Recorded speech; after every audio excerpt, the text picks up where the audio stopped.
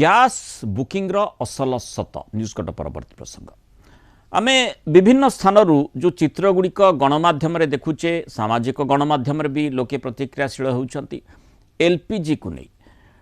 लगातार भाव में जदिओ सरकार पक्षर कहुच्छी यथेष्ट परिमाण रे एलपीजी सिलिंडर मौजूद रही किंतु लोके हैरान होती ए कथाटी निश्चित एइथिपाई जे जो भली भाव में लोके बाध्य होती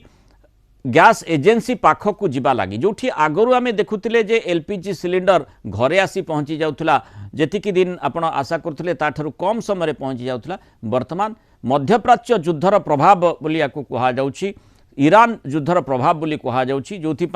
एलपीजी उपरे गैस बुकिंग को नहीं गैस जोगाण को नहीं समस्या निश्चय उत्पन्न करा जायछि। जदिओ जेते सरकार पक्षर कहगले